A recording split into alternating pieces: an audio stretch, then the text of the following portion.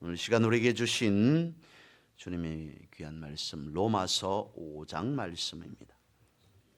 신약 성경 245면 로마서 5장 1절로 4절까지 말씀 한 절씩 저와 여러분이 번갈아 읽으시겠습니다. 그러므로 우리가 믿음으로 어렵다 하심을 받았으니 우리 주 예수 그리스도로 말미암아 하나님과 화평을 누리자.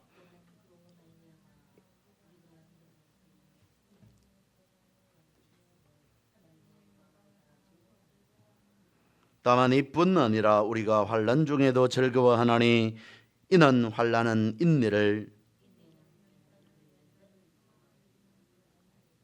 아멘. 어렵게 된 자들의 복이라고 하는 제목으로 말씀을 드리고자 합니다. 지난주 수요일 그리고 지난 주일에 우리가 살펴본 말씀의 주제는 지난주 수요일에는 자유에 대한 부분으로 말씀을 살펴보았습니다. 지난 주일 오후에는 경건에 대한 부분으로 말씀을 살펴봅니다. 오늘 이 시간 우리는 어렵다라고 하는 말씀으로 살펴보고자 합니다. 그러면서 드렸던 말씀이 자유함 그리고 경건 이와 같은 것이 우리에게 있어서 가장 기본적인 것이나 가장 중요하다라고 하는 것을 말씀을 드립니다. 오늘도 그러한 취지에서 말씀을 드리고자 합니다. 우리가 어렵게 되었다라고 하는 것을 성경은 우리에게 기본적으로 말씀하고 있습니다. 하지만 기본이라서 쉬운 것이 아니라 별반 의미 없는 것이 아니라 우리에게 가장 중요하다는 사실입니다. 우리가 로마서 말씀을 보면 로마서에서 말씀하고 있는 말씀 자체, 그러니까 표현이 우리에겐 다소 어렵게 느껴집니다. 기본적인 것을 말씀하고 있지만 표현 자체를 어렵게 하고 있으니 우리가 로마서를 읽다 보면 무엇인지 잘 모르겠다, 이해가 잘 되어지지 않는다라고 생각할 수 있습니다. 하지만 무엇보다도 우리에게 있어서 가장 중요한 말씀은 로마서 안에 다 있다는 것입니다. 로마서가 핵심이다라고 하는 것으로 말씀을 드려도 과언이 아닐 정도이다라고 하는 것입니다. 그래서 그 말씀 가운데에서 말씀드린 바와 같이 어렵게 되었다라고 하는 것을 한번 살펴본다면 예수님께서 우리를 어렵게 하셨습니다. 어려운 자가 된 우리는 성경에서 본문에서 말씀하고 있습니다. 하나님과 화평케 되었다라고까지 말씀을 하고 있습니다. 화평하다라고 하는 것은 오늘 우리에게 믿는 우리에게 주어진 축복이라는 것이죠. 그러면 하나님과 화평하게 되었다라고 하는 그 의미는 무엇이겠습니까? 성도가 신앙 생활을 하면서 익히고 나아가는 것은 하나님이 어떤 분이신지, 우리가 구원받았다고 하는데 구원이 구체적으로 무엇인지라고 하는 것들을 지식적으로 알고 이해하게 되어집니다. 이런 것들이 매우 중요하죠. 그런데 여러분 어떻습니까? 하나님이 어떤 분인지, 우리가 구원받았다라고 하는 것이 어떤 의미인지를 아무리 많은 지식으로 알고 있다고 해도, 아무리 많은 지식으로 이해했다고 할지라도 막상 나의 삶 속에서 경험되어진 바가 없다면 그 지식이 그렇게 알고 있는 것이 무슨 의미가 되어지겠습니까? 지식적으로 알고 있는 것 중요하지 않다라고 말씀드리지 않았습니다. 중요합니다. 하지만 그렇게 이해한 지식이라 할지라도 내 삶에서 누릴 수 없다면, 경험되어져 있지 못하다면 그것이 무슨 소용이 있겠냐는 것입니다. 예를 들어서 성경은 우리에게 말씀하고 있습니다. 하나님은 전능하십니다. 전능하신 하나님이라고 성경은 우리에게 가르쳐 주고 있습니다. 근데 그 전능하심을 내 삶에서 경험하지 못한다면 그것 또한 우리에게 있어서 그냥 관념일 수밖에 없을 것이고 우리의 상상일 수밖에 없을 것입니다. 그래서 하나님의 전능하심, 그것이 내 삶 속에서 경험되어져야 합니다. 그러면 그것이 가능하다는 것이겠습니까? 아니면 어떻게 해서 그것이 가능하다는 거겠습니까? 다시 말씀을 드립니다. 우리가 신앙생활 하면서 지식적으로 듣고 배워왔던 하나님을 삶 속에서 만나고 경험해야 합니다.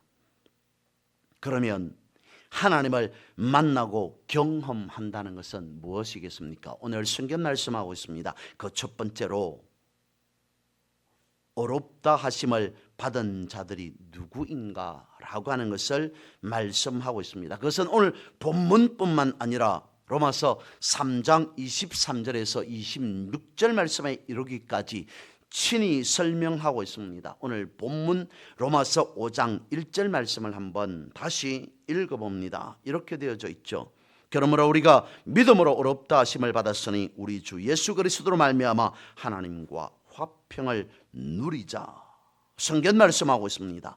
우리가 어렵다 하심을 받았다라고 말씀을 하고 있습니다. 도대체 우리가 어떻게 어렵게 되어졌는가라고 하는 것을 알려면 로마서가 가지고 있는 문맥의 구조를 살펴보아야 합니다. 그 대략은 이렇습니다. 로마서의 구조는 이렇게 되어져 있습니다.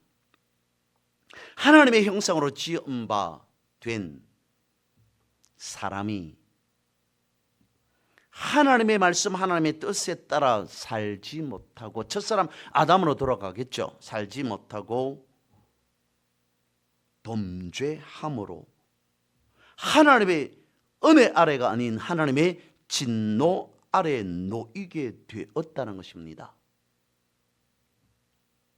그런데 이 상태에 놓였다라고 하는 것을 로마서는 단 한 줄로 이와 같이 요약하고 있습니다. 모든 사람이 죄를 범하였음에 하나님의 영광에 이르지 못하더니 3장 23절에서 이와 같이 말씀하고 있습니다. 모든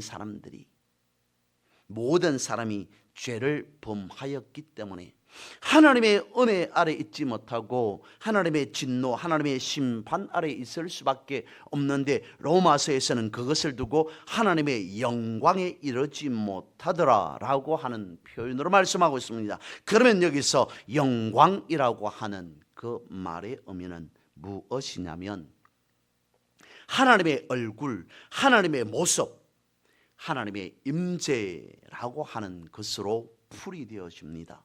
그래서 하나님의 영광에 이르지 못했다라고 하는 것은 하나님의 죄를 범함으로 하나님의 진노 아래 놓이게 되므로 하나님과 마주 볼 수 없게 되었다. 얼굴과 얼굴을 대하여서 하나님을 대면할 수 없게 된 자들, 이것을 두고 죄를 범한 자의 모습이라고 성경 우리에게 가르쳐 주고 있다는 것이죠.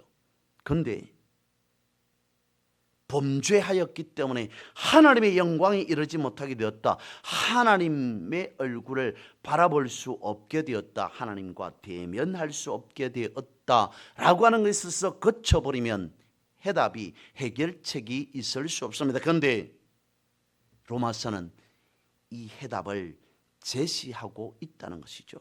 로마서 3장 24절에서 26절 말씀에 이렇게 되어져 있습니다. 그리스도 예수 안에 있는 속량으로 말미암아 하나님의 은혜로 값없이 의롭다 하심을 얻은 자 되었느니라. 이 예수를 하나님이 그의 피로써 믿음으로 말미암는 화목 제물로 세우셨으니 이는 하나님께서 길이 참으시는 중에 전에 지은 죄를 간과하심으로 자기의 의로우심을 나타내려 하심이니 곧 이때에 자기의 의로우심을 나타내사 자기도 의로우시며 또한 예수 믿는 자를 의롭다 하려 하심이라. 말씀을 우리가 보고 듣긴 듣는데 역시 로마서 3장 24절에서 26절 사이에 이 말씀이 그냥 보아서 그냥 들어서 무슨 말씀인지 쉽게 와 닿지 않습니다. 복잡한 것처럼 여겨집니다. 간단하게 말씀을 드리면 로마서는 이렇게 말씀하고 있다는 것이죠. 예수 그리스도께서 모든 죄를 다 담당하셨습니다. 그래서 이것으로 즉 예수 그리스도께서 십자가를 지셨다라고 하는 것으로 드러난 것이 드러내게 된 것이 하나님의 의로움, 즉 하나님이 얼마나 의로우시냐라고 하는 것이 밝혀 드러나게 되었습니다 라고 하는 것을 말씀하고 있습니다. 그런데 거기에서 그쳐지는 것이 아니라 예수 그리스도께서 십자가를 지셨기 때문에 하나님이 얼마나 의로우신 분인가라고 하는 것과 더불어서 우리 또한 의롭게 되었다라고 하는 것까지 말씀하고 있습니다.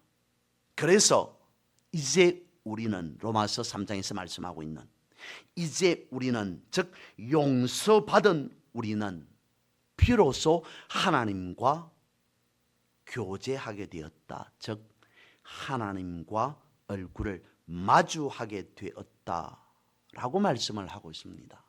그래서 이것이 영광 중에 영광이 아니더냐라고 하는 측면에서 로마서는 모든 사람이 죄를 범하였음에 하나님의 영광에 이르지 못하였더니 예수 그리스도의 십자가 그것으로 인해 우리는 하나님의 영광 즉 하나님과 대면하게 되었다.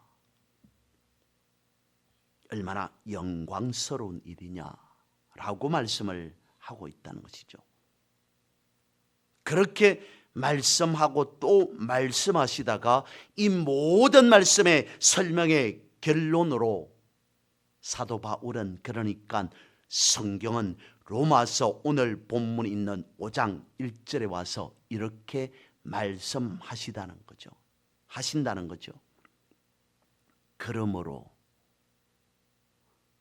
1절 시작하는 이 그러므로라고 하는 말씀이 앞서 말씀을 드렸던 하나님의 죄를 범하였으므로 하나님의 영광에 이르지 못하였던 그 모든 설명의 결론 그러므로 그렇게 되었다가 이제는 이라고 하는 그 측면에서 그러므로 이제는 우리가 1절은 말씀하고 있습니다. 믿음으로 의롭다 하심을 받았으니 라고 간략하게 결론 진술하고 있더라는 것입니다.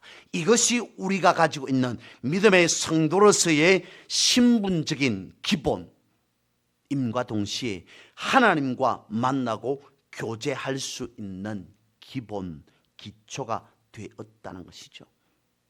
그리고 이제 두 번째로 우리가 살펴보아야 할 것은 믿음으로 의롭다 하심을 받은 자들의 누리는 복이 무엇인가 라고 하는 것입니다. 그것이 전체적으로 오늘 본문에 있는 1절에서 4절까지의 내용이 되어집니다. 우리가 믿음으로 의롭다 하심을 받았기 때문에 그 결과 누릴 수 있는 복이 세 가지라고 오늘 본문은 말씀하고 있습니다. 그 첫 번째, 하나님과 화평케 되어지는 일, 즉 하나님과 화평을 누리는 축복이 첫 번째라고 말씀을 드릴 수 있고요. 두 번째로는 그래서 하나님의 은혜에 들어가 하나님의 영광을 바라보고 즐거워하는 일이 두 번째 축복이 되어지며 세 번째로는 환난 중에서조차도 즐거워하는 일, 그것이 우리가 누리는 축복의 세 가지라고 말씀하고 있습니다. 그 세 가지를 간략하게 말씀을 살펴보면 이렇습니다. 첫 번째, 하나님과 화평을 누린다라고 오늘 본문 1절은 말씀하고 있죠. 그래서 다시 본문 1절을 살펴보면 이렇습니다. 그러므로 우리가 믿음으로 의롭다 하심을 받았으니 우리 주 예수 그리스도로 말미암아 하나님과 화평을 누리자.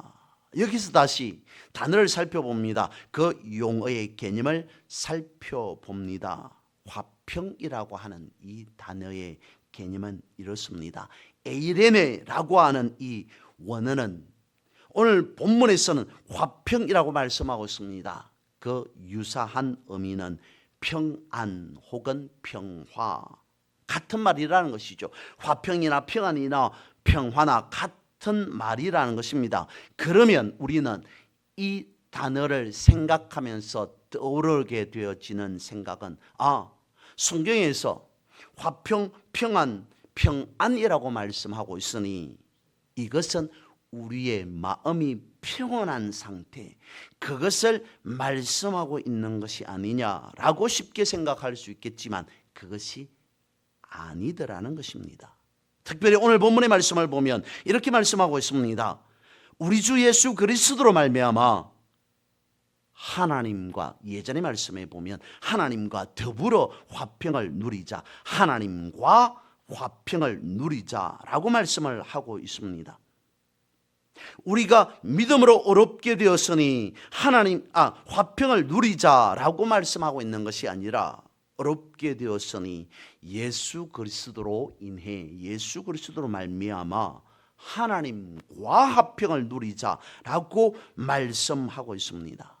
살펴본 바와 같이, 우리가 아는 바와 같이 예수님께서 하신 일은 우리의 죄를 담당하시고 십자가를 지신 일입니다.